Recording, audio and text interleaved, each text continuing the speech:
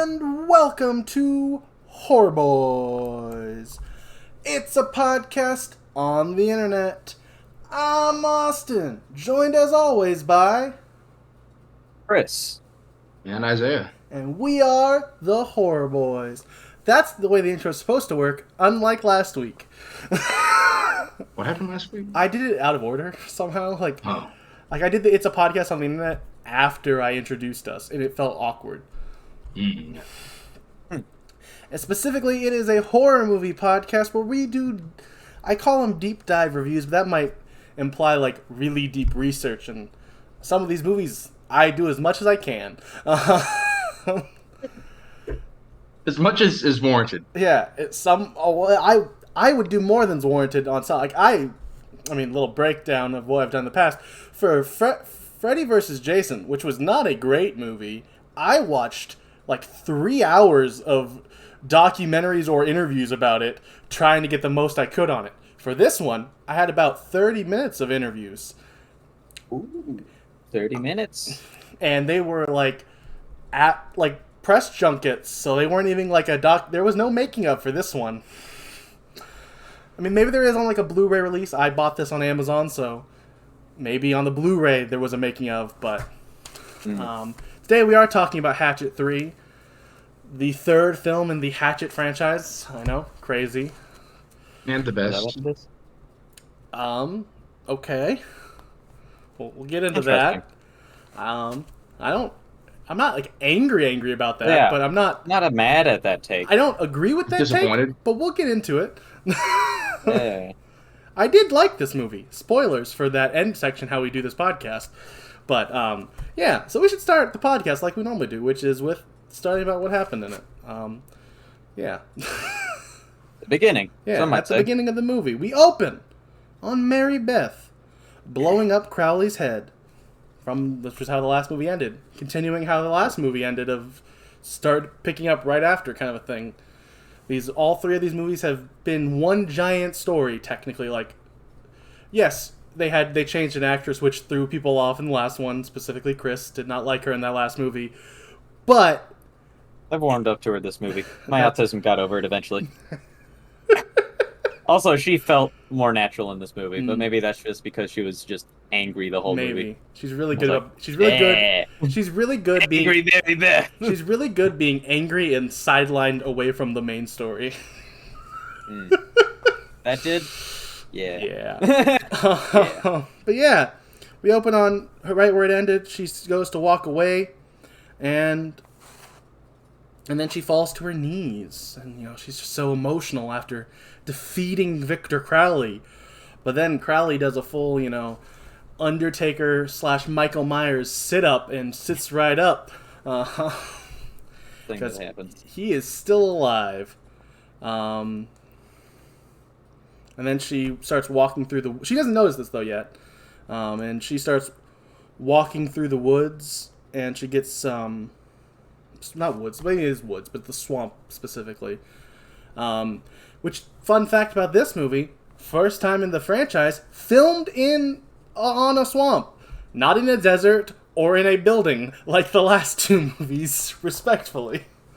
And you cannot tell the difference, seriously. I will say there were a couple shots in this movie that they got to use more of the swamp. Like there are a few like really open shots by the water that they were able to do in this movie that they couldn't have done in the other two as well. I was saying it as a word of praise. Oh no, yeah. Like it never occurred to me in the previous two that those were staged. But. Yeah. True.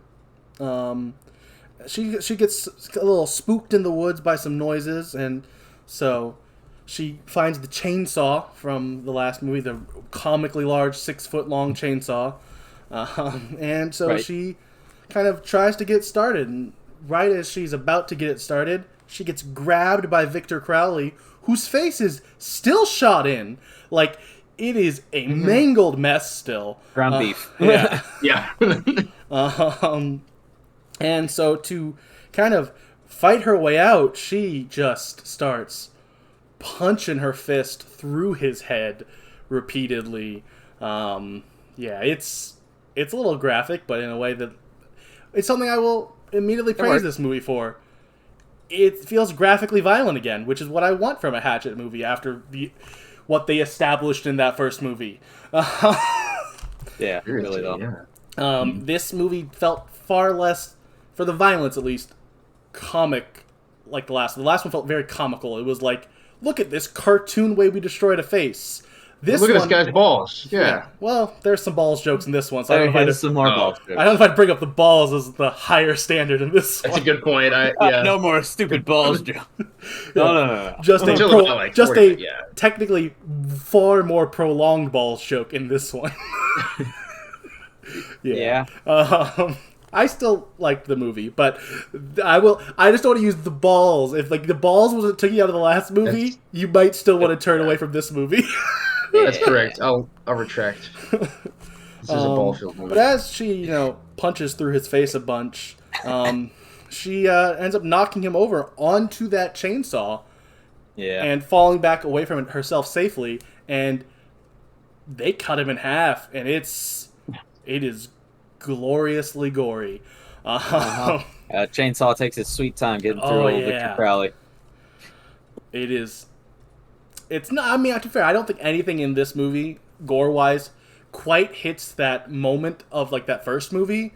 But man, is it a breath of fresh air after that last movie, which didn't hit for the gore for me at least. There was parts I liked about that last movie, but I'm glad we got closer at least to Hatchet 1 gore. I guess is it Hatchet 1 or just Hatchet? But yeah, just Hatchet gore. Yeah, just Hatchet gore. The first Hatchet, if you will. Now we cut to the credits, and during the credits, which first credits that are watchable. Yeah. The first one has a comically bad song over it. It visually was fine. The second one, as we discussed last week, was literally a chore to try to look at. And this one, here's the thing: it has a very like metal, new metal, even maybe song over it. So if you're not into that, you might not love these credits.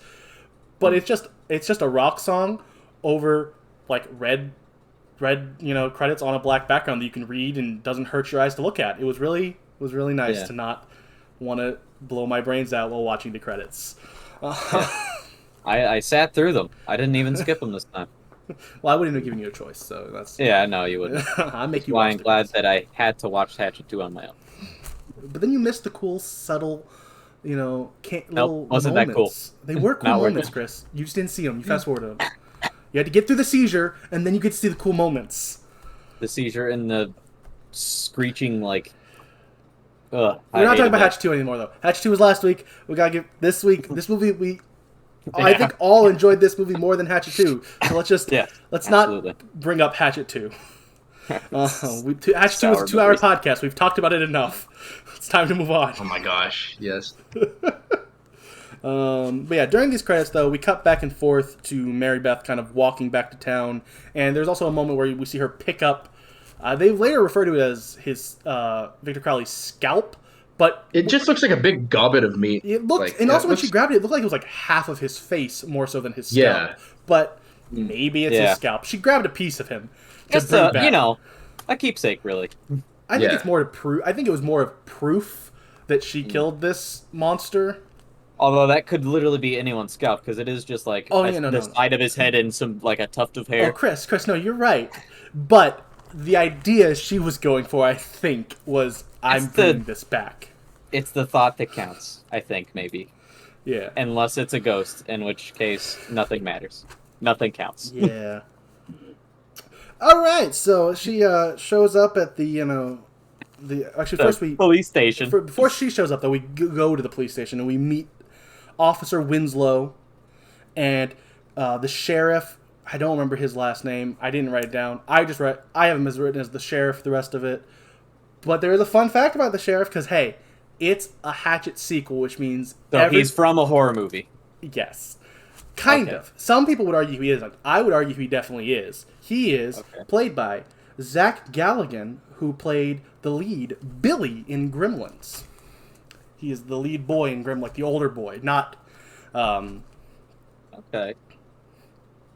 kid from Part 4. He's a really famous actor. He's also in Lost Boys. He's also in Gremlins. I can't remember his name right now, and I feel like an idiot. I'm going to be so mad at myself if I don't remember his name. Corey Feldman. Not Corey Feldman. Oh. The older brother in Gremlins is who this is. Not the famous Gremlins brother. I mean, he's definitely more of the star of the movie, though, is this guy than Corey Feldman. Oh, is he? Yeah. Oh, no, yeah, okay. Yeah, no. Yeah. You're right. Yeah. He definitely is the star of the It's been a while since I've watched Gremlins. Gizmo is the star of Gremlins, but You're right. for the human lead, it is, Zach Galligan. And then Mary Beth walks in, and she walks back to town. I already wrote that. Sorry, Mary Beth shows up. Here I am. I was on the wrong. There was like two notes like right on top of each other of Mary Beth, and I went to the one that we already mentioned. Mary Beth shows up, and she immediately gets arrested because she's walked in with a gun covered in blood and holding a man's scalp / face / whatever. Saying, I killed him. His skin. I killed him. He's dead. Yeah. A little bit sus. Just a tad. Really, it's just a little. They jump to conclusion. Yeah, they really do. They really jump the gun. Yeah. Profiling. Then we get a random shower scene of Mary Beth getting hosed off, and we get to see Danielle Harris's really cool tattoo she has. Yeah, it's a really large tattoo. It's a really giant tattoo. It's all across. From her side. outside, it just looks like a very large bruise. And I was like, did she get hit really hard in the back in the last movie? No, it is just a very large tattoo that covers most of her back. Which, I guess, inside. Fun fact, from the making of the last movie, there was actually, there's, once again, every movie she's been in so far, Danielle Harris has a shower scene that we've watched. The last one was, her at her house. And that one, during, the filming of it, they were like, why does it look like she's wearing, pants in this shot? Because they didn't realize she had a giant tattoo. So, and because it was through the shower curtain, so they just keep there's just this giant shadow there. There's something wrong with the shot. It looks like she's wearing pants. She's supposed to be showering. This makes no sense. And then someone's like, "Oh, it's her tattoo." So she turned around for that shot through the shower curtain in that one. I guess maybe honestly knowing how Adam Green likes to reference his own things, and he probably purposely had this written in where we see her tattoo as a reference to that making of. Genuinely, that wouldn't surprise me with the way he does things. But there's also a shower scene that actually kind of serves a purpose. Yeah. If only to establish that she's not... Yeah. I was going to say she's being impounded, but that's definitely not the right word. She is a car now. But is she a sick car like Ginny's car from Friday the 13th Part 2?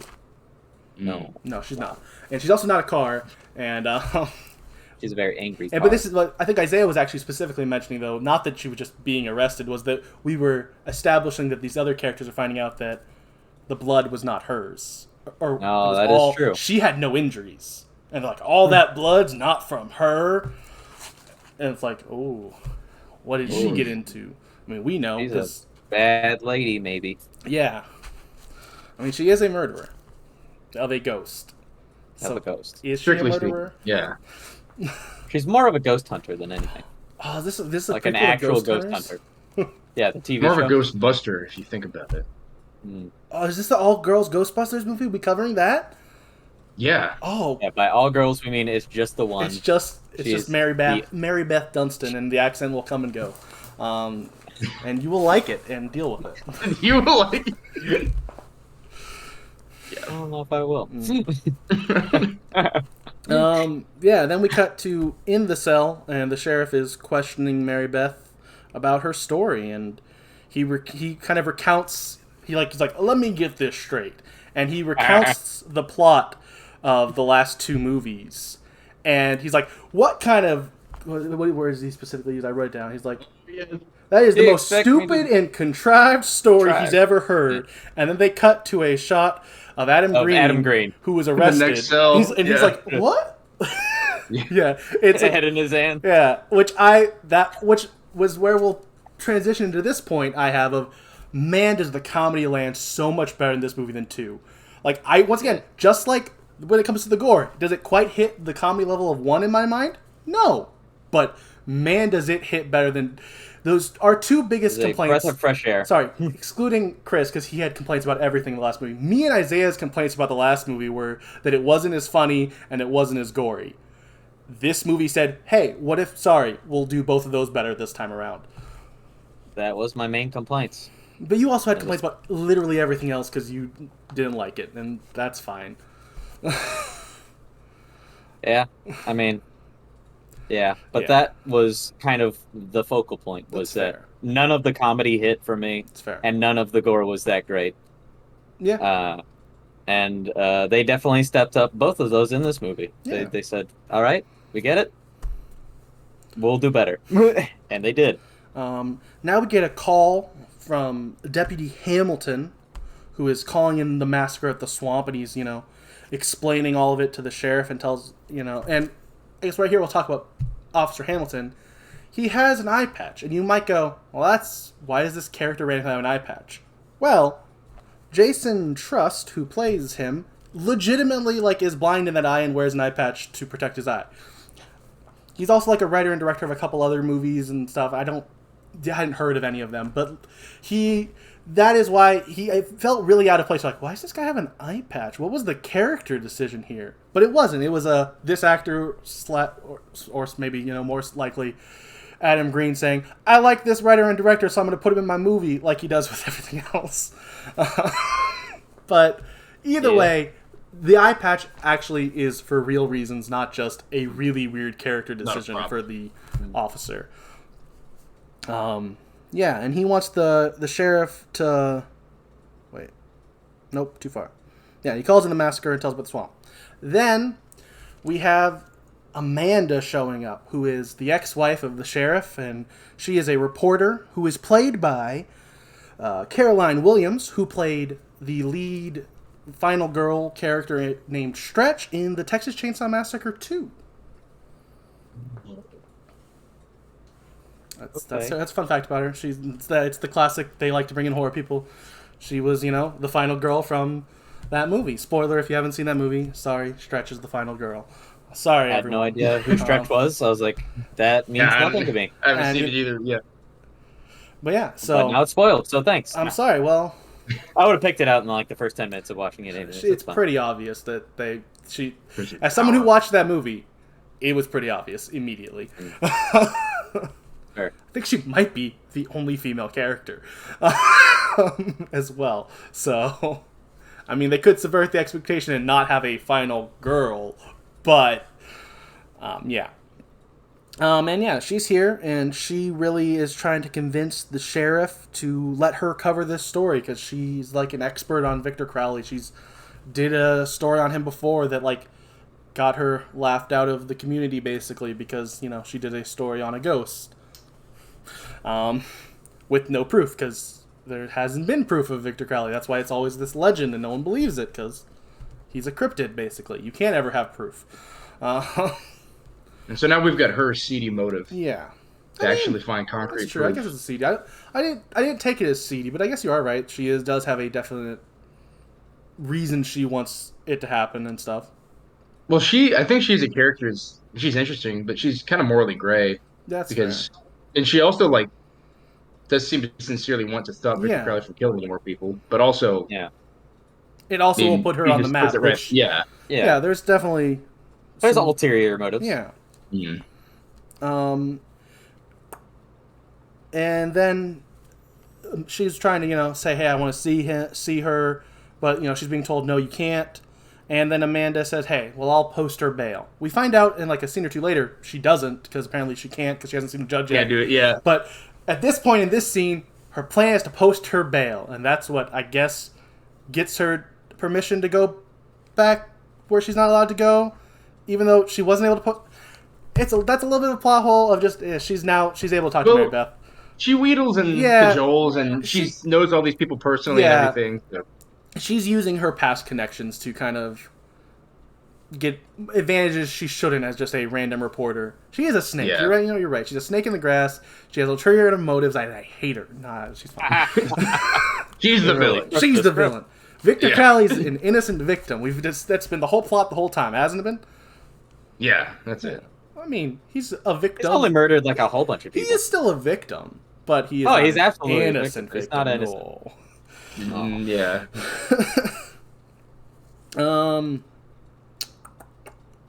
Now we're back to the swamp, to Deputy Hamilton, and the paramedics show up.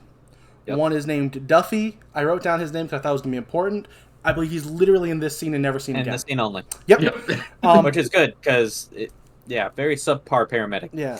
And then we also meet the one named Andrew, who is played by Perry Shen. He's back, baby. It's his third movie. He is... And he's not the brother of one of the other guys. There is... Yes, I thought, is there a third brother? Yeah, I don't remember when there's the scene about it, but I probably wrote it down. But there is actually I actually thought it was pretty funny. Very short after the introduction. I think that... no, it's because it's when we introduced to Randy.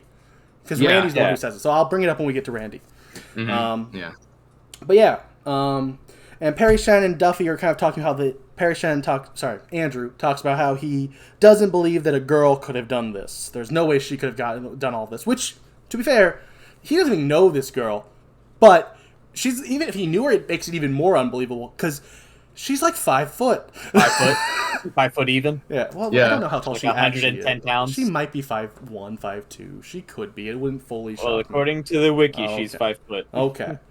Well, Danielle Harris is a very small girl who would not have been able to do this carnage. But, I say that, but she was able to take down the monster, so maybe she could have.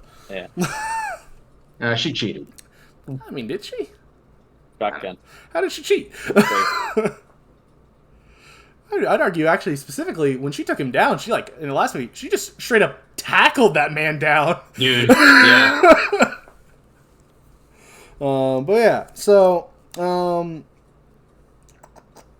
Amanda talks to Mary Beth about how she tried to post her bail but can't, and then tells her about her backstory and how she gives the whole spiel about how I've been dealing with the story and all that, and talks about how this is that point I already told about earlier when we introduced the character. This is where we actually find out that stuff about her.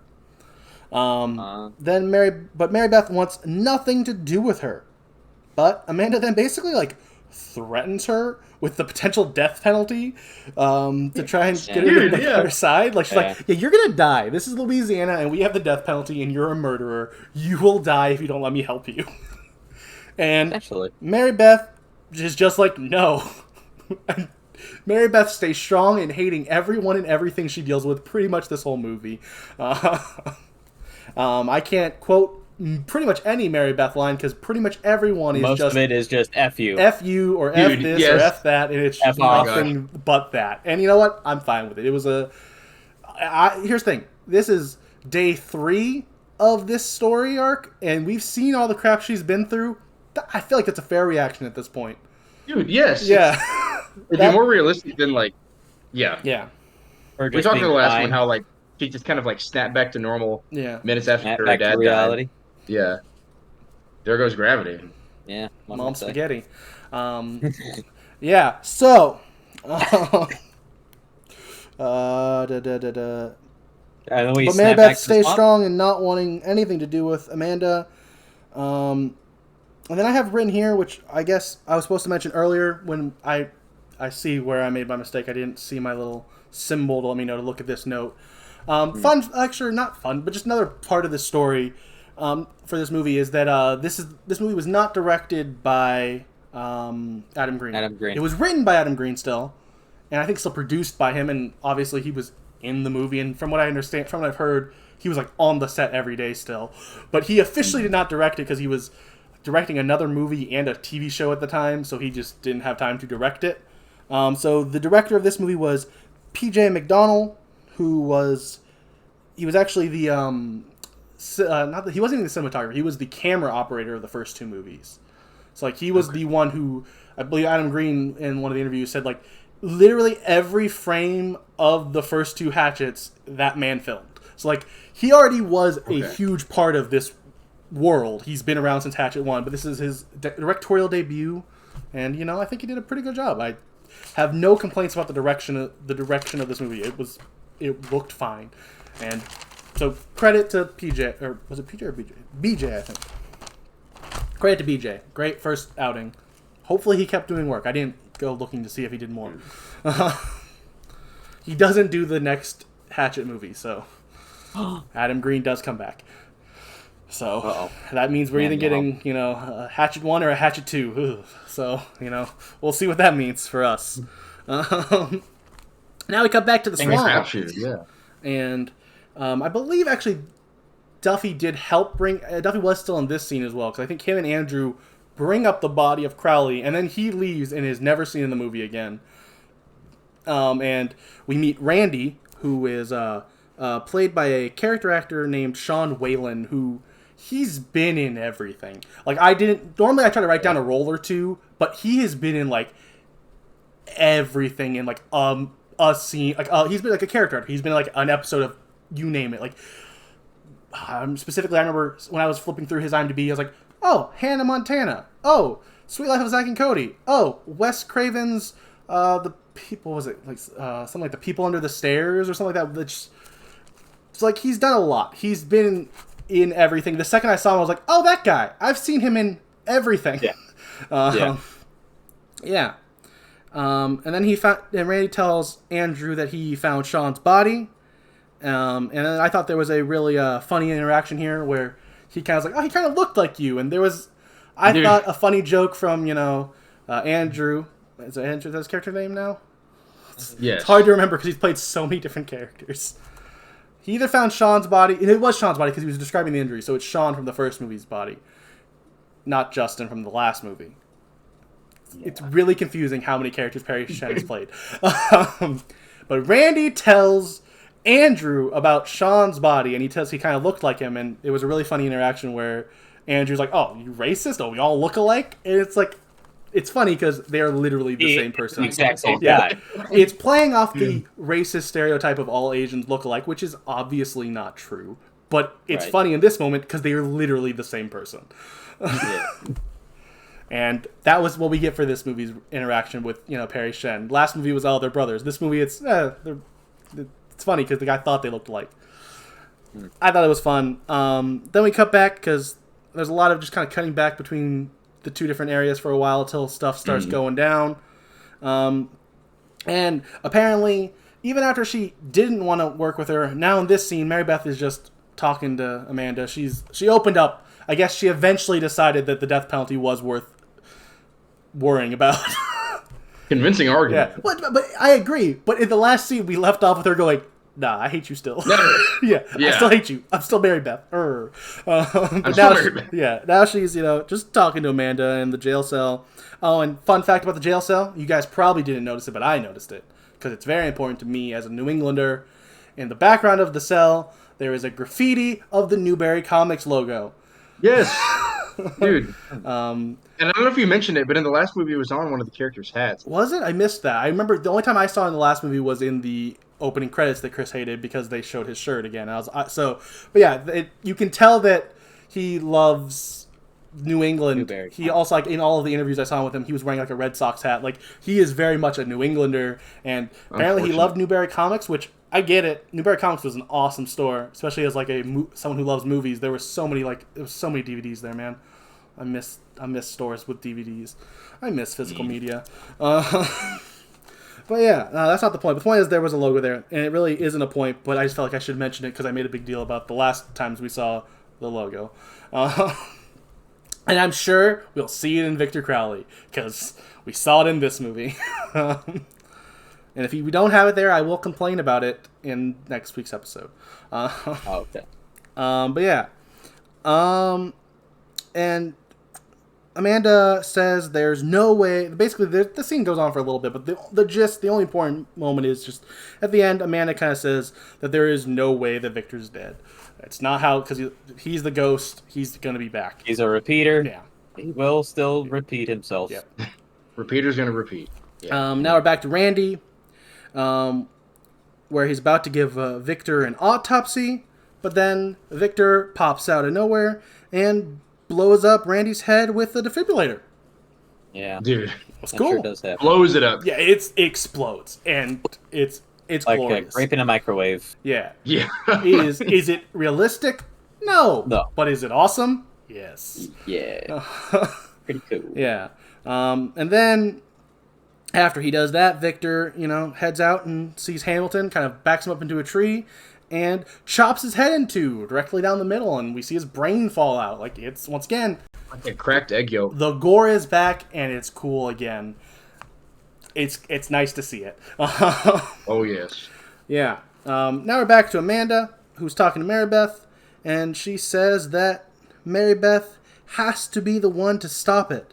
And as Winslow gets a call from the paramedics, as we see then we get a bunch of quick but really well done paramedic deaths. Like, I didn't write down any of what happened in these because it is literally like the last movie had a death montage. This is like half the time with just as many deaths, and they're all really well done. It's just Dude. nameless paramedic gets killed, but they're great.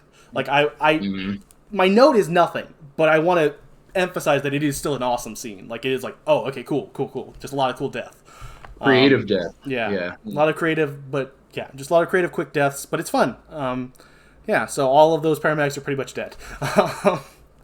The only one who's going to survive for the time being is Andrew.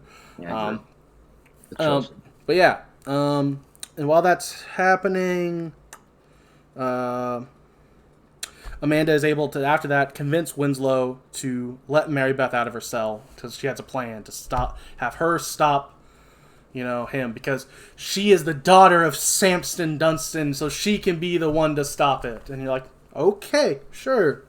They told us that last time, and we saw how that went, so we'll see. We'll see if that's true.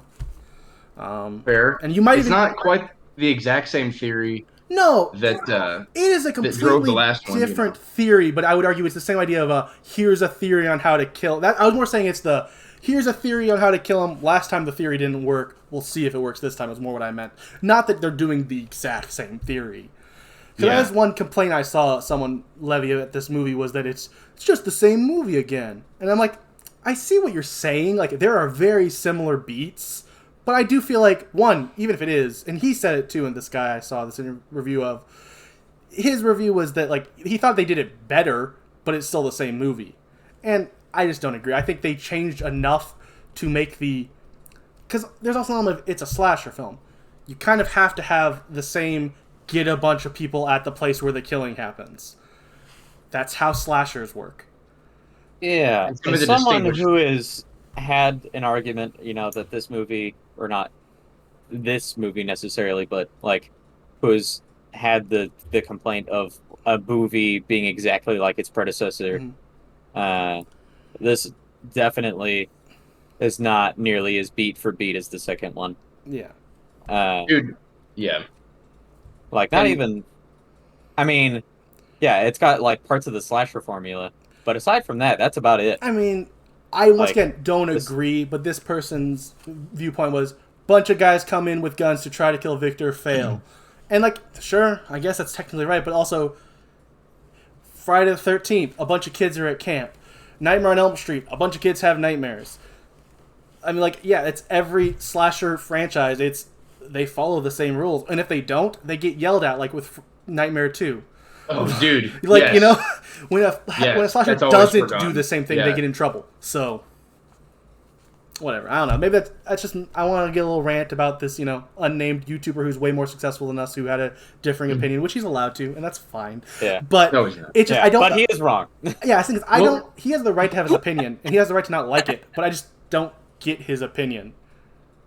Well, I mean, additionally, we're coming off of the Friday the 13th movies, and those seriously did some major recycling. To be fair, to the point, he also hates those movies. So, well, if it's for the same reason, that's valid. Yeah. I just want to distinguish that. I want to distinguish this from Friday the 13th because at Friday the 13th, we're talking the exact same theory every time. Like, oh, we drag him into the real world, then we can kill him. In this one, the method was like, you're off on the right foot on number 2, but you left out this one thing over here. The differences I think are substantial enough to make it a new movie. And with like Friday, that's just an example that's fresh in my head. We just Nightmare on Elm Street. Just so the internet doesn't yell at you. Just so the internet doesn't yell at him. We know what he meant. He met Nightmare on Elm Street. Yeah. We watched both of them Nightmare together. on Elm Street is different almost every time because they have to find a new way to kill Freddy. Do they? They pull him into the real world every time. That's what he was saying. No, not every time. They sometimes sing songs, and sometimes that is what kills him. There is the time where Because you've got a choir singing songs. I like You that. sing the right song, All right, and we gotta. then you become the Dream Warrior. I don't want this episode to be a 2-hour episode, so I have to cut off this part of the discussion. Oh my and get gosh, back I'm to the sorry. plot. Yeah. Okay, It's right, fine. right. It was fun, so I let it happen for a little bit. We gotta move on with it. We're just discussing Nightmare on Friday and our opinions on that now. There's 30 hours of us talking about those movies, guys. Oh my gosh. 30 hours. Yeah, probably at least. I mean, we've had Dude. 21. Yeah, I This is believe our you. 23rd episode, and each episode's at least an hour. Most are closer to 2. Yeah. Whoops. But yeah, Uh-oh. so where did I even leave off? Back to the sheriff, who is briefing all of his officers as SWAT shows up, including the leader of SWAT, who is Officer Hawes, who was played by Derek Mears, who played Jason in the 2009 reboot of Friday the 13th. All right. Yeah, I thought that was really cool when he showed up, because like, oh, Derek Mears. And also, what they wanted me to feel like was when I saw him, and we'll get to this when it happens, because we'll see if we have differing opinions on it. I liked the way they did it, but when I saw him, especially after watching that last movie, I went, oh, last movie, we got to see Leatherface versus Jason. This movie, we're getting Jason versus Jason. And you'll see AVJ. how they deliver on that. But yeah, so Derek Mears shows up. We also have the one other SWAT member that gets a name, which is Michaela, who is, I do have some notes on her. She is played by, I can't remember how it was pronounced. I think it's Rylea Vanderbilt, who was in Adam Green's other movie, Frozen, as well as she played young Victor Crowley in Hatchet 1. What? She is this woman who Huh? plays Michaela, the girl who's talking to Cody the whole time. She Right. was the person in the makeup Monster for young makeup? Victor Crowley. She's That's credited alright. as being young Victor Insane Crowley to in me. both movies, but I don't know if that's the recycled scene or if they used her Probably. in Oh, both yeah. scenes. I don't know. They still could have also maybe put her under the makeup again in the better makeup. Remember, but yeah. So Yeah. she was. That's insane. Yeah, she played. Victor Crowley. All right. I probably wouldn't have even brought her up if she had only been in his other movie, Frozen, because we haven't ever talked about Frozen, and I don't really care about it. But I'll mention that as Maybe one well. day we will. We might talk about it someday, but for now, the most you'll get is if Adam Green references it in his movie. Because we also referenced it last week. True. But yeah, so she shows up. The SWAT shows up. And she starts having a conversation with Cody, he's just an officer. He's not part of SWAT. He's just one of the, general police force. I think I don't remember what his last name was. It was something, it's actually what his IMDb credit is for. It's like Schneiderman, I think. And that's what they refer to in like every scene after the first scene. But they introduce him as Cody Schneiderman, so my brain went, got it, Cody. So for the rest of my notes, for the rest of my notes, his name is Cody, because that's his name. But officially, his character is referred to as Schneiderman more often. Just wanted to get that out there in case you forgot the one time he was called Cody and you get confused if you watch this movie or you like this movie. You're like, who the heck is Cody? It's Schneiderman. Just want to acknowledge that for the potential future fans of this franchise that find this podcast and get mad at me. There we go. It's out. It's out of the way. go. We'll get hate clicks. Yeah, the Nightmare fans are already going to come at you.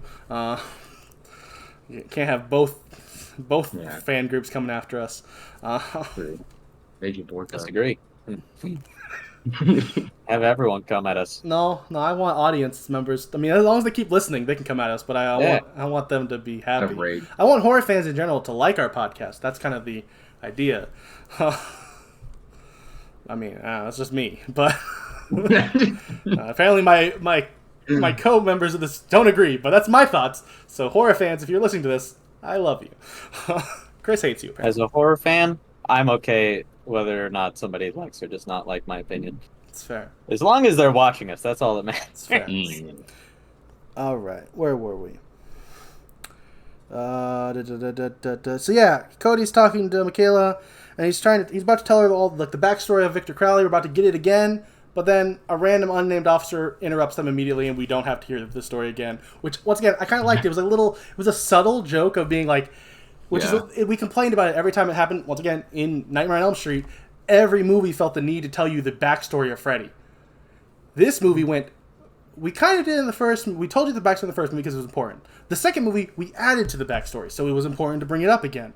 This movie, we were just about to get it, and they cut it off, which I thought was an on-purpose subversion of the telling the same story again. Because if you're watching Hatchet 3, you've seen Hatchet 1 or 2. What are you doing if you haven't? I mean, go watch Hatchet 1. It's a better movie. Reevaluate your life. Why would you not watch Hatchet 1 first? But yeah. Now, after that, we cut back to the cop car. Or I guess it's the first time we're in this cop car. I said back to the cop car because we will cut back to this cop car a bunch. In this cop car, we have Winslow driving with Amanda in the front and a, handcuffed Mary Beth in the back.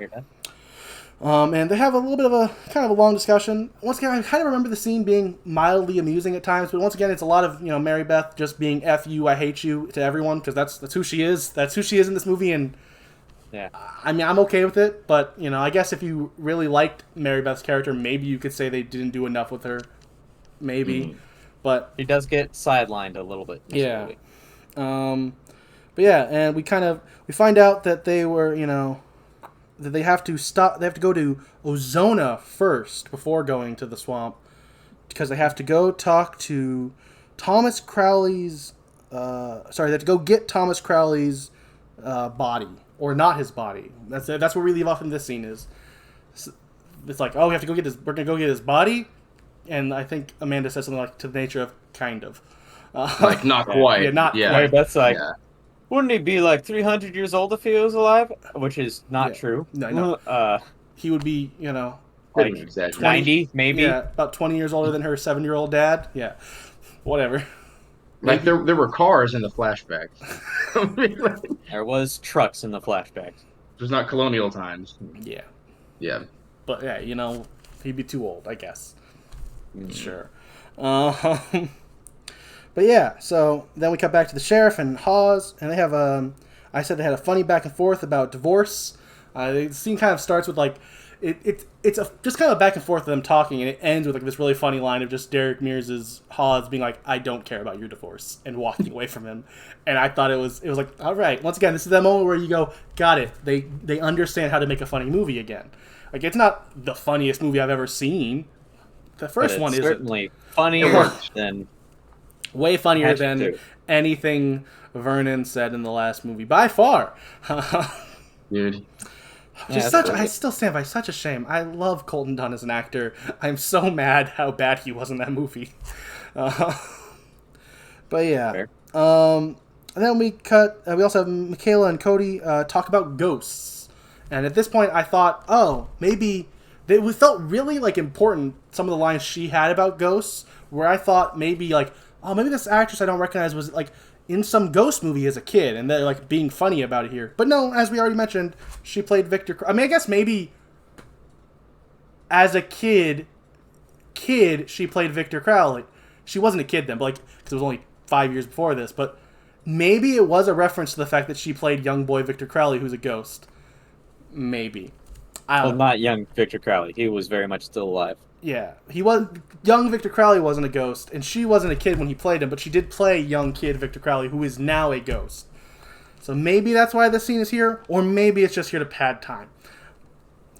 Probably that. I don't know. I feel like this movie typically, at least, is trying to do something. Sometimes it doesn't land, but it's always trying to do something. I feel like pure padded time would be. Not, I mean, even the last movie, we have different opinions on it, but even I don't love all of it. I feel like everything Adam Green does in his writing is intentional. Is all of it good? No. But I feel like there had to have been a reason for this really prolonged talking about ghosts between the two of them. Unless at the least, it's characterization, right? Yeah. At the very least. Just getting to know him. Then this group of cops / SWAT find some dead bodies.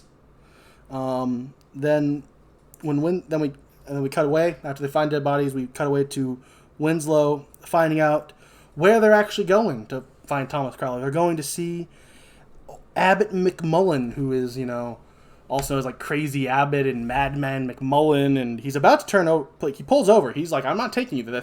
You're crazy. This guy's a crazy person. Why are we going there?"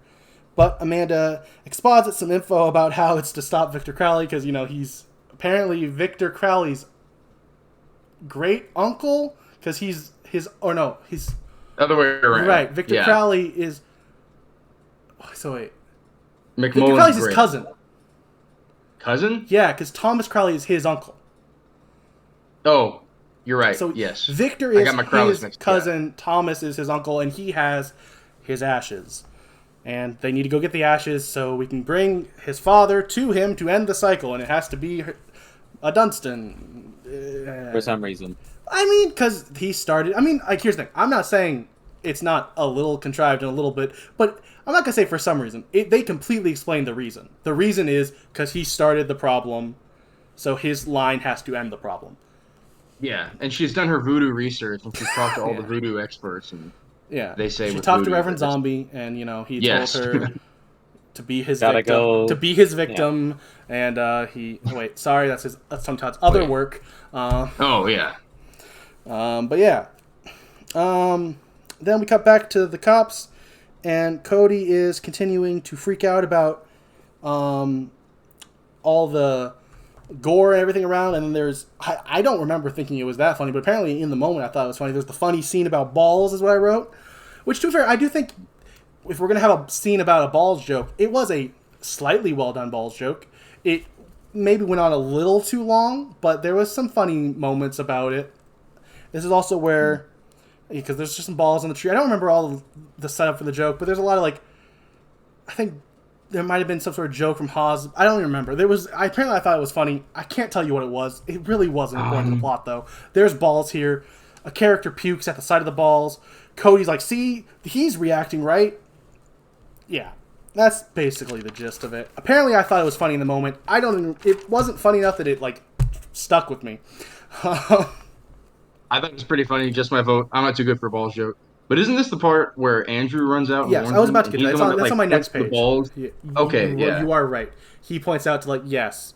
Then Andrew shows up and he begs them all to leave, and he also makes a reference to I don't want my balls to be up there, kind of thing, or something of that nature. And balls. Yeah. For balls jokes, which are some of the lowest hanging fruit, maybe that's a balls joke in itself. Well, it is. I would never make a balls joke. I would never make a balls joke myself. Yeah. I'm better than that. Yeah. So then the sheriff tries to call in the National Guard because he's like, you're right. There's a guy's balls there. This might be a reason to freak out. All right, I'll call in. But right before he's able to, Officer Hawes walks over, stops him because he could lose his job, I guess, because apparently if SWAT has to get the National Guard called in because it's too big for SWAT loses their job? Okay, sure, Derek Mears. I guess it's establishing his character as being this super macho, I can do everything kind of character. Yeah. But yeah, and when Cody tries to leave, Hawes chokes him against a tree and threatens him.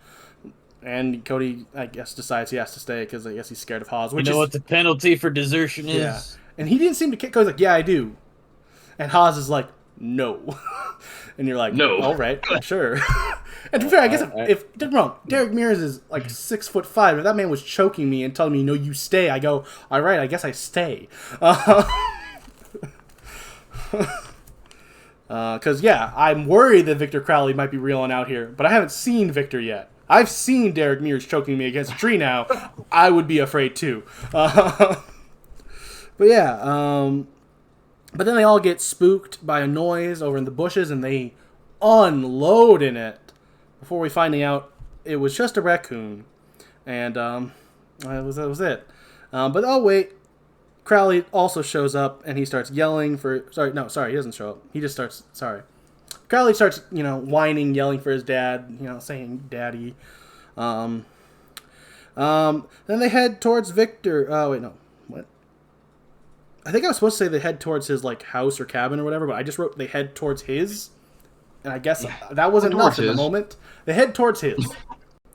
They head towards his little house. Straight at his. More than anything. Then Victor stabs a cop who had backed up into nearby the door, and he stabs him with this like spike, and then he throws this spike that's on a rope into another cop's back.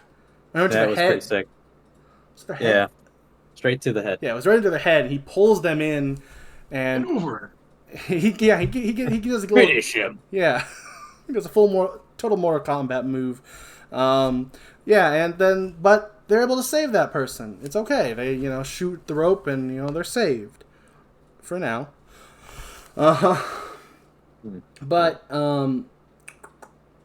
then Victor pulls her in by her jaw, and I will say this is one moment in the movie where I was a little disappointed, because the second his hand went into her jaw, I went, "Oh, what are we gonna do? How's he gonna kill this woman?" Well, he pulled her into the house, and eventually, after he gets lit up with gunfire, he just kind of throws her out of a wall, and she's dead, I guess. Yeah, and she just kind of goes off screen. Yeah, it was a little disappointing. It wasn't like. I agree. Yeah, it was like, because he said the second that hand went in the jaw, I remember me and Chris sitting next to each other, we both went like, oh. Because we remember when he ripped open the jaw in the first movie, or when he ripped off the jaw in the last movie. When he grabs a jaw, violence is supposed to happen. And I kind of didn't here. I was a little disappointed. In the lack of destroying her head the second he put his hand in her mouth, like I was expecting. Distinct lack of heads splitting in two. Well, yes. Oh, there was multiple still. Well, this way. Yeah. Okay. Horizontally and not vertically. Oh, okay. Cool. Sure. Fair. I needed more horizontal splits in that movie. That's fair. Then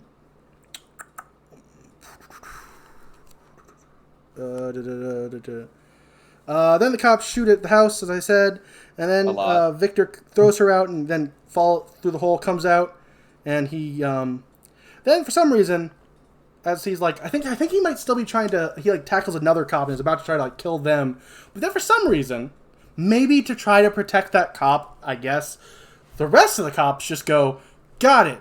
Well, not the rest. The ones who don't have names. Run in and just start beating Victor Crowley with the butt of their guns. And that's it.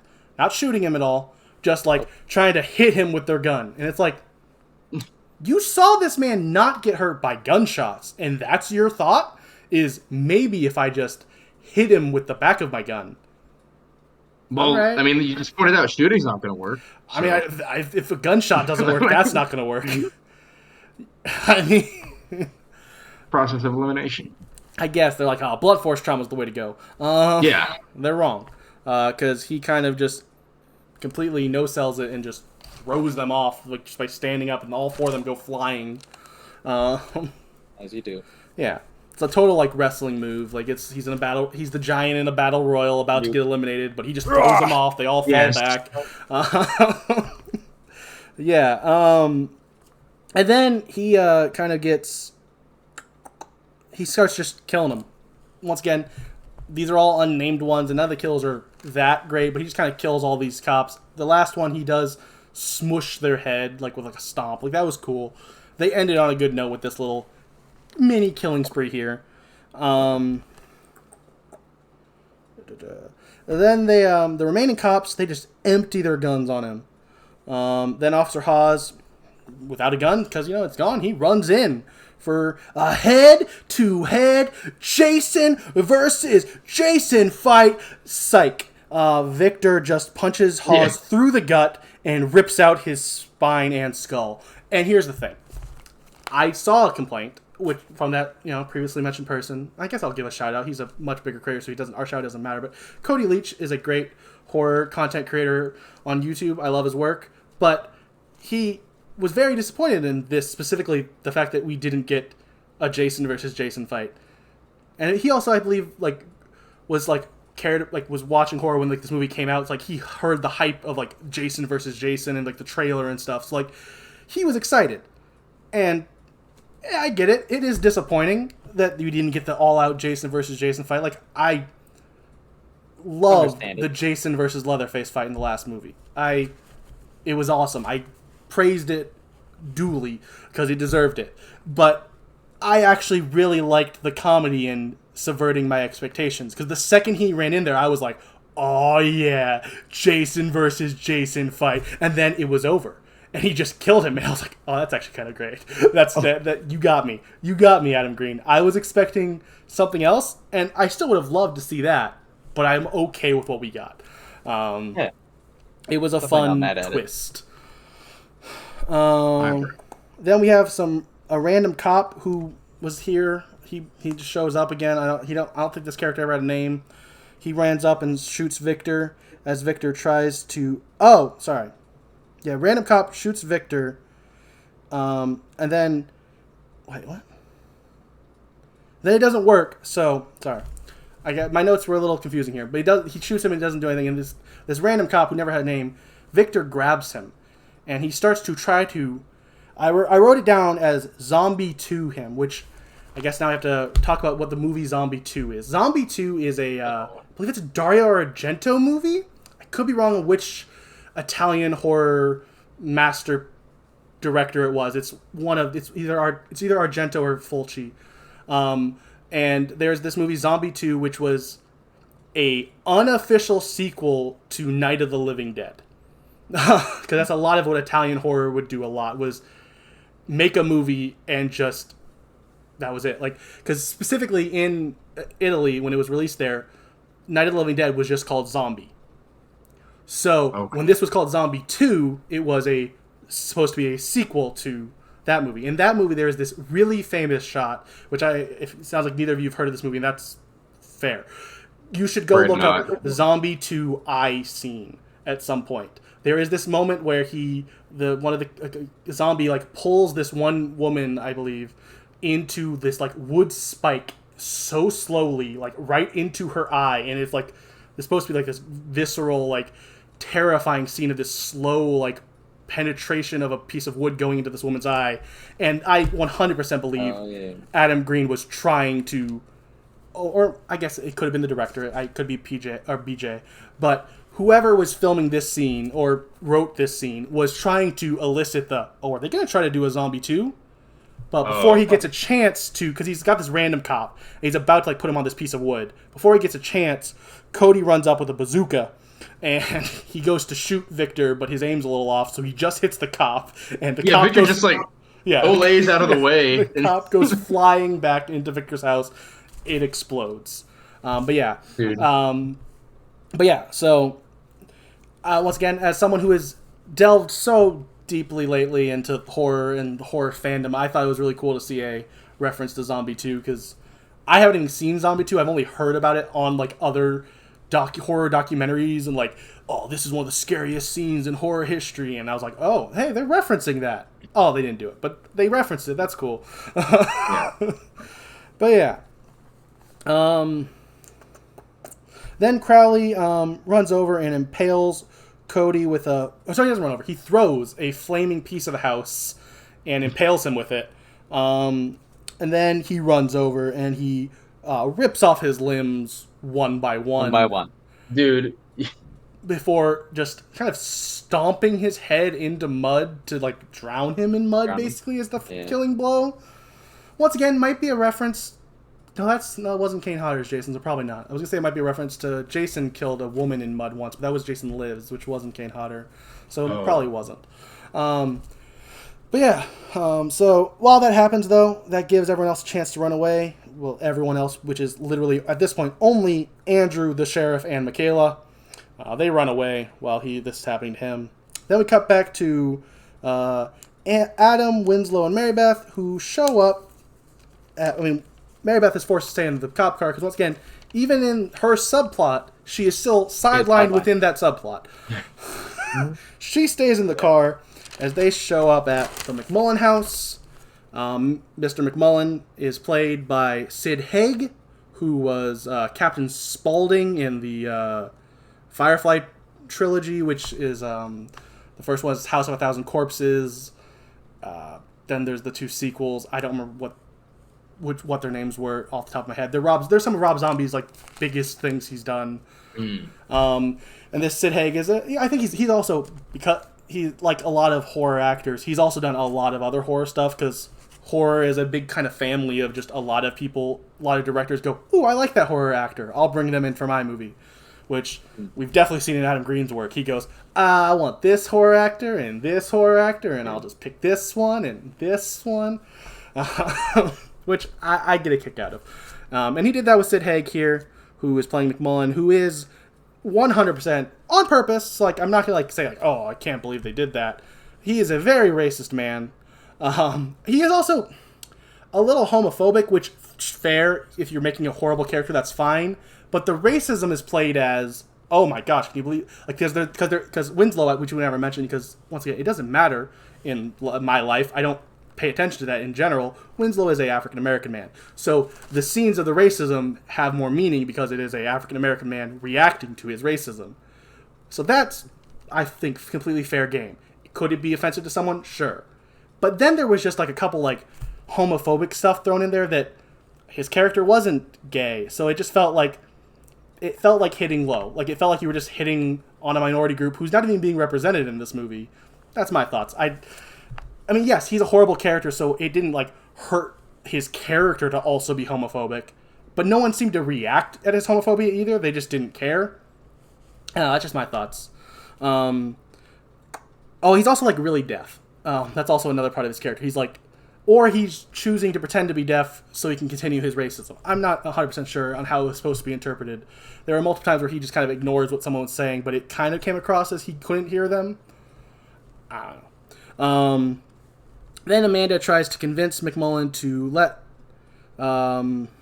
her borrow his, his uncle's, his Uncle Thomas's ashes. Urn. Yeah. And he's like, no, because it's a little weird that thing to ask if you really think about it. I mean, yes. Then she just pulls out Officer Winslow's gun on him, and he gets like really like. Once again, Sid Haig is a great actor. I guess I haven't said that yet, but I think Sid Haig is a really good actor. He like just the way he like delivers these lines. You won't do it. Like, he's just really good at like he's like really like, shoot me. You won't do it. I'm unarmed. You're not gonna do it. And to be fair, he's right. She doesn't do it. He is not wrong, but he doesn't ever try to like get the gun from her or anything. He just kind of lets her back out with his uncle's ashes at gunpoint, which is fair. And then we cut away from that scene because that, once again, that whole subplot has just kind of been to sideline these characters for most of this movie. Realistically, almost nothing happens with those characters until the finale. It's a little disappointing. They're kind of just in a car, go to a guy's house to get some ashes, to then eventually make it to the plot. Well, I mean, along the way we've sped through a lot of the unfolding of the Crowley story that does happen in the car. You're not wrong, but I still feel like they felt sidelined. Like, it felt like such a B plot. Like, there are some important moments in that B plot, sure, for the lore and whatnot, but it just felt like in all the other movies when we have those lore moments, they're still in the A plot. They don't feel relegated away from the main story. But that's just that's my thoughts. If you didn't feel that way, that's fine. That's completely fine. Everyone's allowed to have their opinions, even when they're wrong. Like Chris's from the last movie. That's just objectively not true. It's just a bad movie. Tolerated. Well, me and Isaiah both disagreed with you, so you are outnumbered. And like here. we've said, the majority is almost always wrong in horror. So the majority is right all the time. Every time, all the time. That's not what you said during Friday the 13th. Nightmare on Elm Street. But see, here's the thing. Nightmare on Elm Street Part 2. You're not wrong. You're not wrong, Chris. I don't agree with the majority. For convenience of. Oh, no, you're not listening to me. Yes, I understand. I don't agree with the majority of horror fans. I agree with the majority of our opinions because typically they actually align. We've had 22 episodes now, and for the most part, agreed on most of the movies. There's only like 2 outliers where you absolutely hated movies me and Isaiah at least somewhat enjoyed. So you're the one who's wrong according to the podcast lore. I'm sorry. Podcast lore? You're willing to turn a blind eye for the sake of slashers. I'm not having it. I don't. We had a whole 2-hour discussion about this, but every point you made, I had a counterpoint. So, yeah. I don't know if they were counterpoints. They were. But yeah, where were we? We're getting back to the main plot. we're back to the swamp, and Andrew tries to escape in a boat, where a somehow still alive Ben from the first movie is there, and a little quick cameo. It's funny. It's completely unrealistic. Yeah, this was 2 days ago. He had his arm ripped off. Like, he's dead. But it was a funny scene. I didn't see it coming. When he popped up out of there, I was like, "Oh, Ben!" Oh. And then he gets the hatchet thrown at the hatchet in quotes thrown in his head, and he dies. I thought it was funny. Like, is it stupid? Yes. But was it fun? Yes. Well, I just had these mixed feelings of like kind of shocked excitement, but also just inner groaning, thinking they're not going to do that thing where like, oh, like the classic Pirates of the Caribbean deal, where like that character you like, against all odds, he's alive now. And I think, sure not that. Then nope, he's dead. Yeah, he's here for laughs. He's here for 3 seconds, and that's it. Yep, he's here to go. Oh, really? And it's something. There was also some expletives in there, but that was basically the gist of it. It was like, oh, really? Okay. Yeah. You flew me out to film this scene just to die immediately. That's fair. Then Andrew crawls away as this is happening, and we cut back to the cop car. And Mary Beth freaks out about going back to the swamp. She's just freaking out about it. She curses a bunch. She doesn't like the idea of it, which, once again, like we kind of established, I think Isaiah kind of mentioned, is a little bit of a weird beat. I mean, I guess it makes sense, but it's also a weird beat from where her character was in the last movie. She was willing to go, no, he needs to die. And I guess she thought she killed him here, but now she's like, I mean, I guess here's the thing. This is a more realistic reaction, sure, but it's not what Mary Beth's reaction was for the whole last movie. It was literally yesterday. I need to kill this man. And now knows he's alive because she's heard, Hamilton on the radio, like not the songs Officer Hamilton. Very confusing. I'm sorry. But yeah, she knows Crowley's back, but she's not. I mean, I guess she's like, I'm done with this. I tried and he's dead. I guess I tried and I failed and he can't be killed. Maybe I just feel like she's a little, just a tad too apprehensive at the concept of it. Like, what do you mean you're taking me back? Like, you've been in the car this whole time. Do you not realize this what happened? Like, I don't know. Just that's valid right there. That did occur to me. The other reason didn't occur, like about her being so previously courageous, because she does point out, like in her own dialogue, that like in her first excursion back into it after she'd learned that her father died, she's like, okay, she was armed with a theory from what's his name, that like cutting off the head would kill him, and now she yes, I'm sorry, but now she sawed him in half and everything, and he's still back. So armed with that knowledge, she tells him like, okay, this is a hopeless mission. Yeah, no, that's fair. So there is that, but that's a good point. Like, she could have brought that up earlier. Yeah. Like, she did agree to go on the journey. But here's the thing: that would have had to imply that she had time to do anything besides just say "f off" for the rest of this movie. Good point. Yes. Yeah. Yeah. Then we're back to the swamp again, because this movie just cuts back and forth, and that's all it does. Which I'm not saying that really is a complaint. It's when you're reading it as notes, man, is it like, oh, okay, cool, we're just going back to this location. In the moment of the movie, I'm like, oh, okay, cool, we're back to this part of the story. Like, I didn't mind it. But as I'm reading it, I'm like, oh, okay, and back. Yeah, so we're back to the swamp as our survivors get on the paramedic boat. And then Crowley is not able to get to them, but he's trying. He's just kind of fighting, trying to get in. The sheriff tries to call the Coast Guard, and when he gets a hold of them, and he starts telling about Victor Crowley, they don't hear him. So then he realizes, I guess in the moment, realizes, well, I shouldn't say Victor Crowley, because they're going to think I'm a psychopath, because it's a local legend ghost story. So yeah, he instead says there's a bunch of armed like attackers. Send the military. And they're like, oh yeah, sure, that makes sense. So they send some people. They send the military. They're sending the military. All right, I gotta ask you about this. Okay. To a degree, his death is inevitable because he's not the final girl, such and such, protocol and everything. But is this little lie like a sin, a horror movie sin? Because they build up so much apprehension. Wait, what? You know, the sins that like inevitably result in a character's death. They do drugs or they have premarital sex or whatnot. Oh, okay. I guess like the lying about the truth. I don't know. Maybe. Yes. I mean, I guess. I don't know. I mean, I don't know. I feel like I kind of expected everyone to die because it's a slasher film. So it's at the very least a Hatchet movie, Yeah. which doesn't even establish most characters like sins. Yeah. Like That is a good point. There, the mute guy in the last movie who was just he was mute and he went on the trip to hunt Victor Crowley, That was such a weird character. John. and then he died Good old John. alongside of Vernon. Vernon. Yeah. Well, Vernon, he committed his Could've sin. been. It was the chicken and the biscuits and the gravy song. Yeah, He that had was to die. The unforgivable sin, really. Asking for it. Yeah. Okay, that's a good point.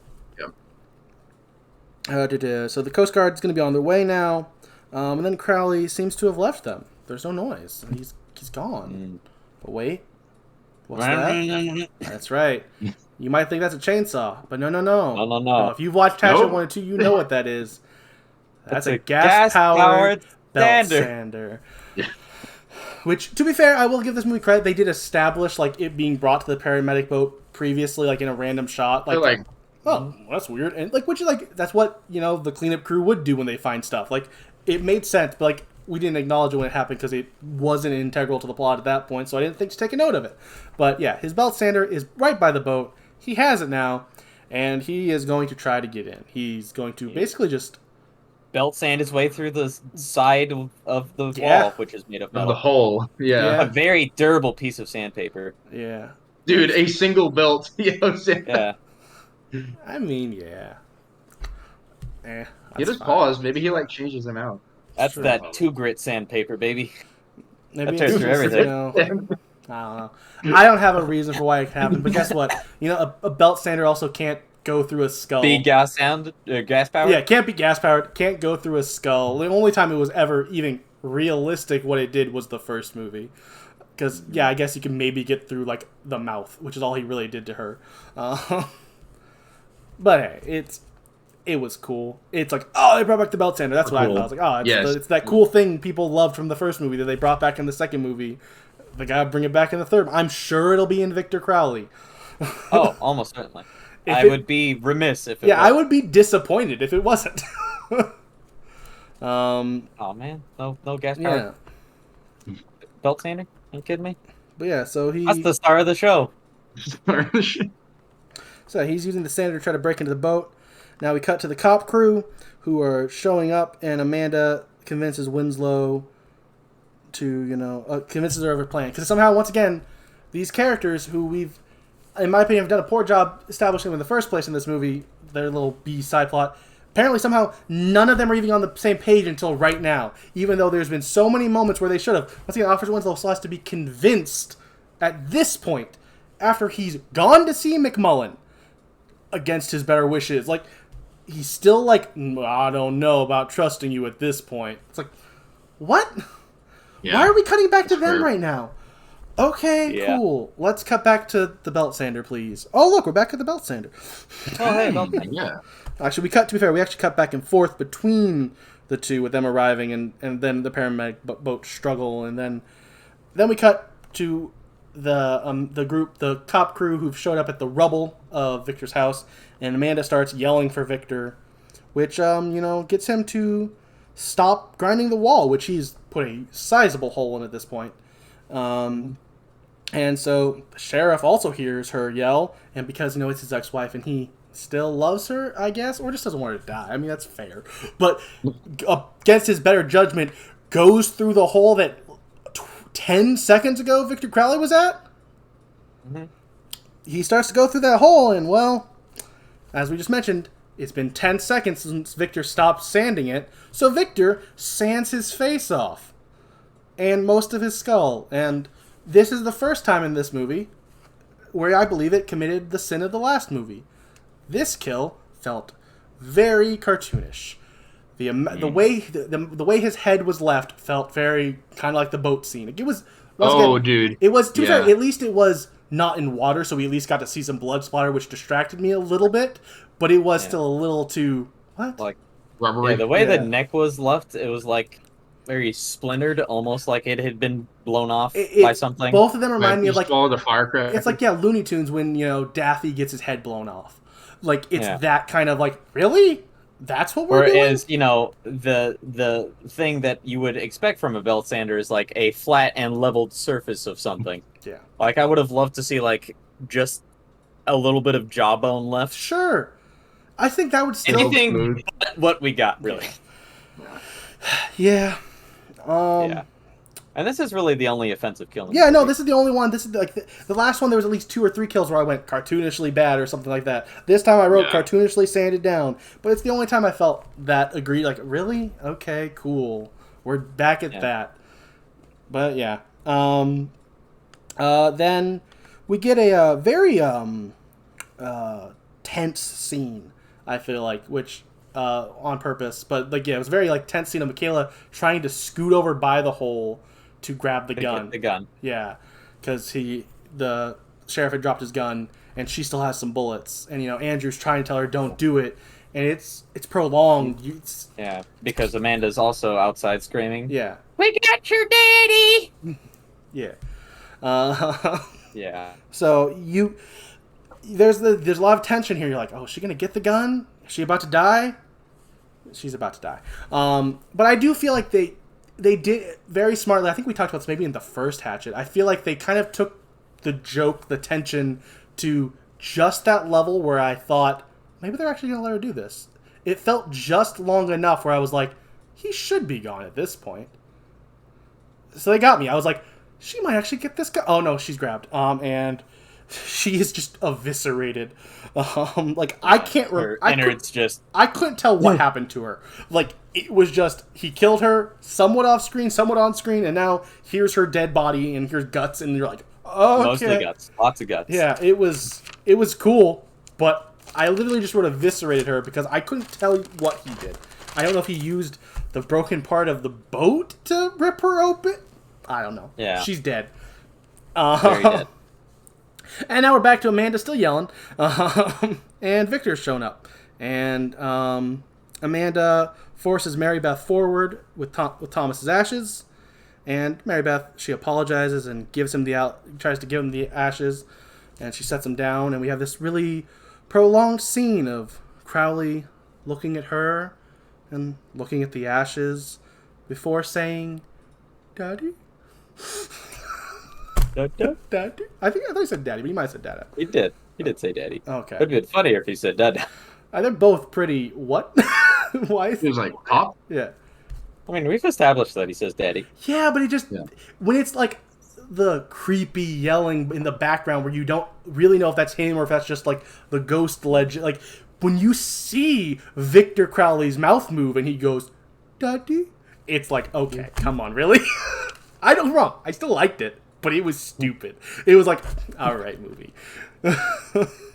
Yeah, and then Winslow shoots him a few times because, hey, he's acknowledged that he got his dad back, so, it's over. The curse is lifted. Yay!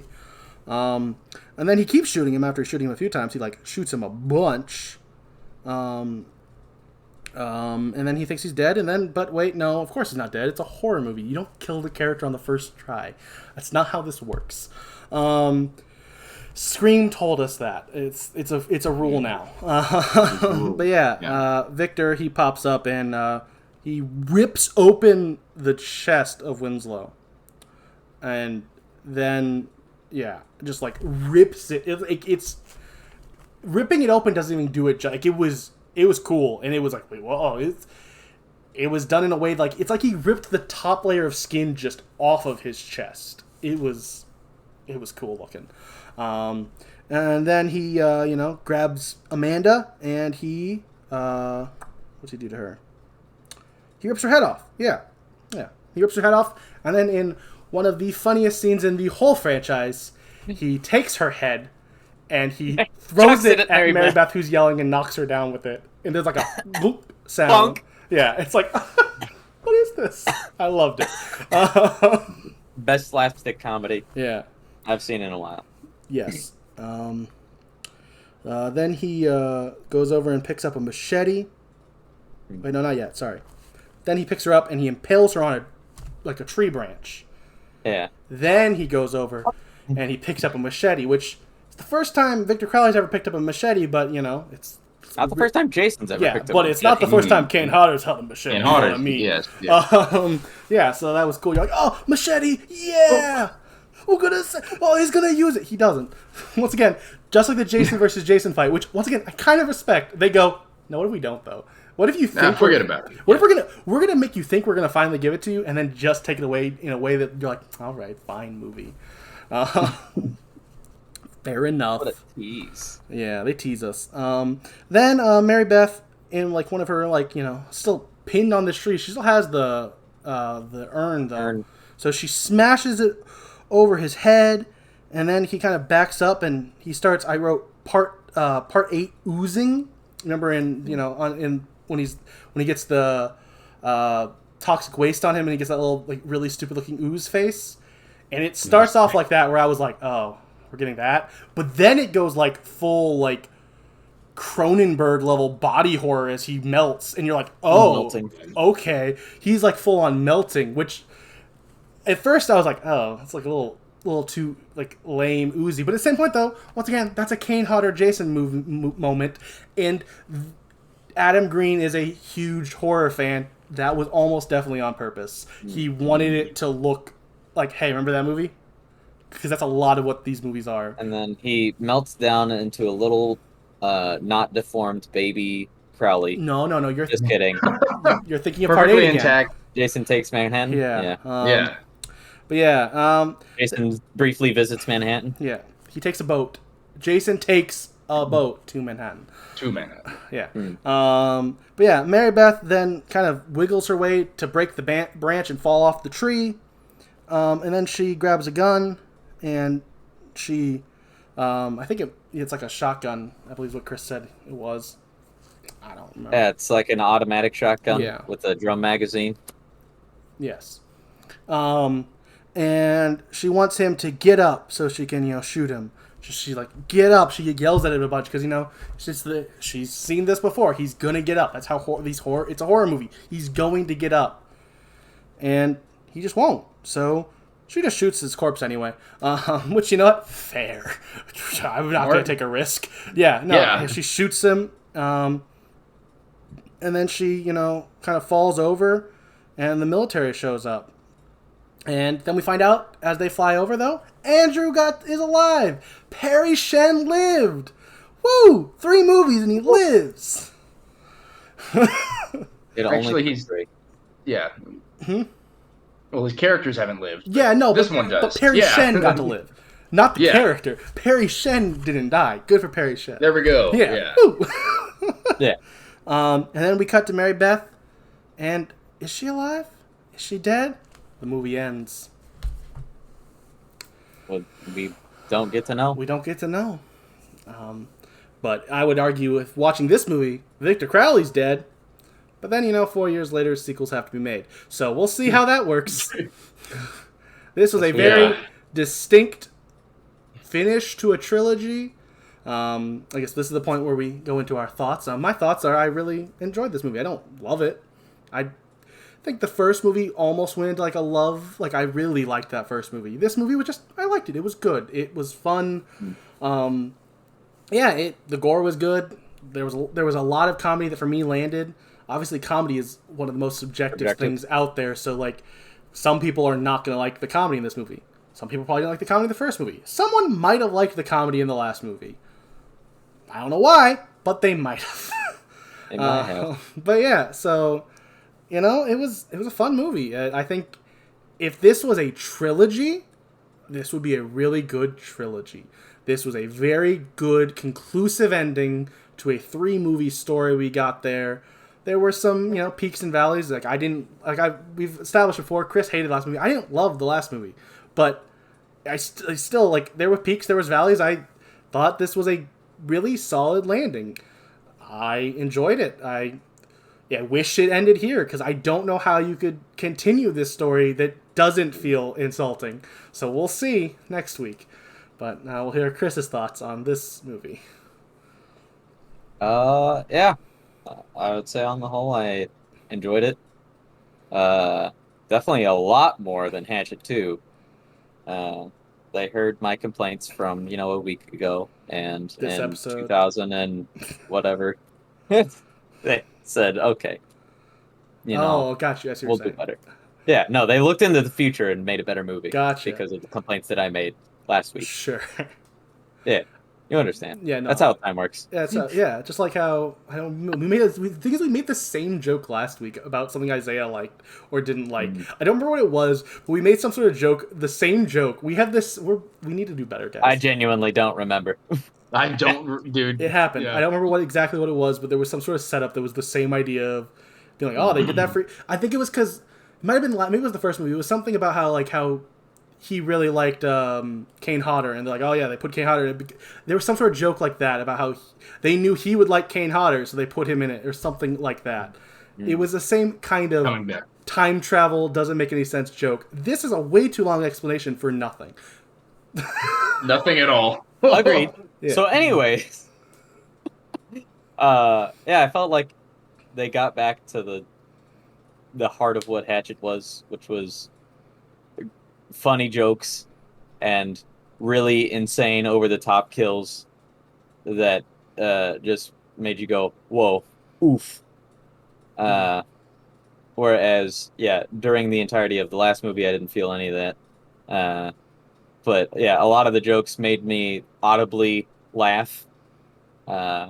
Specifically that one in the beginning, and I was like, all right, I already know that this is just going to be a better movie overall. And it was.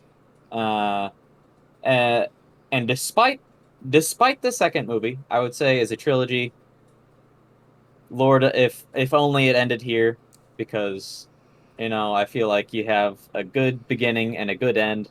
The middle was a little rough, but rounding it out, it's still probably better than most of the franchises we've watched so far.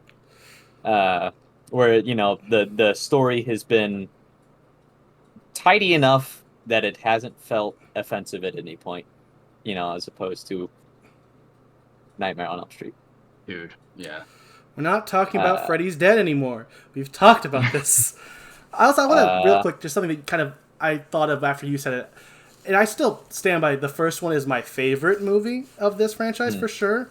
I think this movie is kind of in a lot of ways a perfect combination of those first and second movies. That first movie, what I loved about it was the comedy and the violence. The second movie, what I still enjoyed about it was the giving something to the horror fandom of let's put a bunch of horror characters into it and let them do cool horror things. This movie did that a lot more than the first movie did, because the first movie, it was unproven, so the only thing they really had was Kane Hodder, and we got a cameo from, Robert Englund, who died in 3 seconds. And that's fair. It was their first movie, they were unproven, and then the second movie, they made a good horror movie. The first one was a good horror movie, so they got that second one, they're like, let's get everyone in it. And then this movie, they went, let's still try to get a lot of horror people in it, but also let's make it funny and violent. So and also make sure that the horror people that we get in it are actually actors. Poor Uncle Bob. Freaking Uncle Bob. Jeez Louise. But yeah, in a lot of ways, even though I like the first one more, I think this might be the perfect Hatchet movie specifically. The perfect culmination of it is what the perfect Hatchet was way trying of combining to the two concepts of let's do a bunch of horror crap, specifically for the horror fandom. Which I think is a way I thought of that I wish I would have thought of on our argument/discussion last week of, I think why I liked that movie more than you did was you're a fan of horror. I have delved into the horror fandom, which is that fandom culture of, oh, I love this actor because they're in a movie, which is fair. Not everyone needs to be that. But that's why I loved that last movie. Didn't love. That's too much. I liked that last movie still was because it was oh, that's cool. It's Leatherface. Oh, that's cool. It's Jason.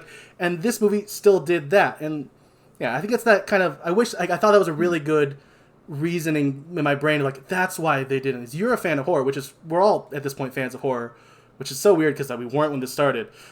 Look back at that first episode where I go, I don't like horror. Dude. But since then, in the 6 months since, I have delved into the horror fandom like crazy. But I've delved a lot into that fandom side of it, which maybe that makes sense to some people out there. Maybe it doesn't. I think that was concise. It makes exact sense to me as someone who is a fan of horror but is not a part of the horror fandom. I don't like most fandom. It's fair. There's reasons for a lot of that, but this is not the time or the place to discuss that. Isaiah, what are your thoughts? My initial impression after this movie, as I said, was I thought this is the best one, and I still might cling to that. One thing that might make me change my mind was something that y'all brought to my attention just playing during this podcast, which was the thinness of the plot involving Mary Beth. You might can make a claim that hampers the quality of the movie, and so potentially I was dazzled by just the objective fact that visually this was the best Hatchet movie. And I don't mean like the stunts that were taking place on screen, but like just the camera quality itself and the framing of the shots were just better, and they contributed to the drama of the scenes. We had mentioned in the first one, maybe it was just me, that some of the big wide shots that framed the characters just kind of all in a big rectangle seemed to kind of sap a lot of the drama of the kills. And this one, we didn't really see that at all. There were a lot of it was just framed very well, but I feel like we'd all agree that's not really the most crucial part of the movie compared to the story. So maybe that dazzled me and distracted me from more story problems. I don't know. I have to think about that some more. I do think that actually is kind of hits on that kind of point we mentioned earlier about, like, one, the director was different, so he was a director who specifically was a camera op. He understands getting shots. Like, that was his thing. As well as, like, one of the things he mentioned, and we mentioned before, is the reason I think maybe why some of these shots, the wide shot stuff, were able to be better was because they were able to do them. This wasn't in a building. This wasn't in a desert where they had to cover it up. They were in a swamp. They could get as wide of a shot as they wanted because it's not like there's a desert right there or a wall right there. Like, I hadn't thought about that. Yeah, that's a good point. And on top of that, like the more important stuff, like dialogue and acting, all really solid. From just about everybody. There wasn't an Uncle Bob in this movie that I can remember. God, dude, we're Bobless. Fortunately, we thank the Lord. This was a Bobless film. Oh my gosh, you know we also were somethingless? Bucket of blood! Yes! We didn't even bring it up because it didn't come up. Like, yes, there was no bucket of blood! And I've been looking for it. I was like watching those blood spatters like Dexter. I'm like, okay, they better not just be like bailing out blood buckets again. But no, it was all like pretty realistic, and I mean, I'd probably laugh at it if one occurred in this movie. Yeah. But especially because the rest of the movie was just so much better quality. You could tell like they put more money into this one. But like even that wasn't just it. Like dialogue was better, acting was better, and I think the story was pretty round. And it had a satisfying ending, and visual effects were, I think, as good as they've been in Hatchet. I mean that sounded anticlimactic. I really like the visual effects, and I think that maybe you might consider they're better than one, just because of like how much more there were. Right? Like they kept up the quality of one for so much more. A little bit higher budget, a little bit. The number of kills alone, same quality as one, but just more kills. So I really dug this movie. I still think it's my favorite. I hadn't considered it being the perfect one for the horror, like winks to the horror crowd that y'all had pointed out because I just don't know that much about the trivia. But I think that's another mark in its favor. So yeah, overall, we all liked Hatchet 3, which after Hatchet 2, I didn't expect. Now let's see if we can all finish out this franchise next week with the same thoughts of, man, they made Victor Crowley come back. Probably not. I'm honestly keeping my fingers crossed that it's a prequel. We'll see. Dude, yes, prequel. I feel like it's not. We will see. I feel like it's not. I have this feeling it's not. I might have been like I read the description at some point on IMDb like a year or two ago. Who knows? But I feel like it's not, and I'm worried it's not because it should be. You're so right.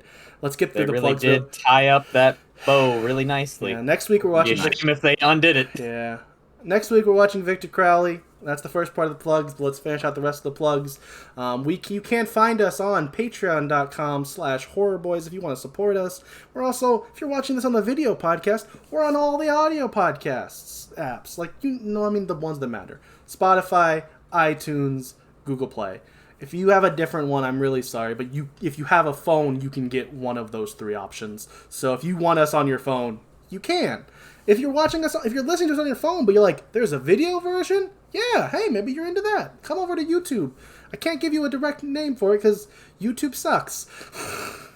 We don't have enough of a following to be able to actually have a handle for you to find. So just good luck. Just search. If you search Horror Boys like Hatchet, you should find us. But, Found it earlier today. Yeah, so, that's the stuff. I've been Austin, been joined by Chris and Isaiah. We will see you next week. Bye-bye. Bye-bye. Bye.